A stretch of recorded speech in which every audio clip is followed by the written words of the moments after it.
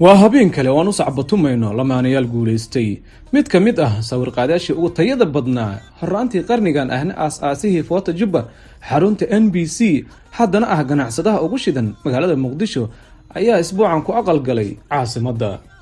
cumar xuseen oo loo garan og yahay cumar rooti iyo marwada uu dunidan ka calmaday Sumaya Cilmi Guure ayaa haata guranaya miraha ka soo go'ay xiriirka taabagalay muddana u socday. mucaashaqiinta ayaa dhab u bedelay riyadoodii ku aadaneed in ay dhistaan guri xalaal ah jaceylna lagu anqariyey.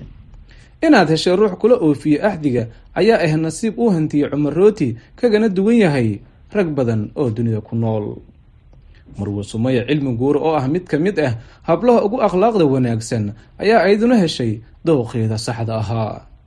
inaad xiriir samayso waa wax iska caadi ah, balse waxaa qariib ah in aad la aqal gasho lamaane muddo badan aad wada socoteen. allaahuma haddii waa kaa oo waayihii ayaa kaamilay. qoyskan bisha malabka ku qaadanaya magaalada muqdisho ayaa aad ugu faraxsan guusha ay ka gaareen xiriirkoodii wacnaay.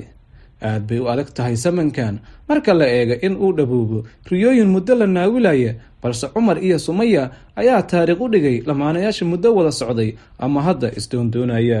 anaguna haddii aan nahay farxadda media waxaan leenahay lamaanayaashan kudayshada mudan isku waara oo ubad qeyr qaba kala hela.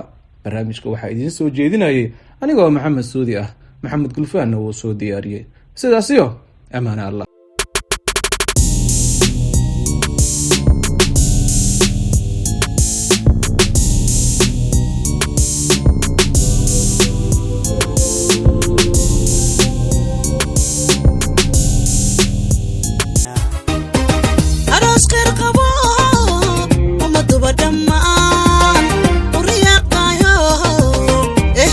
فرحي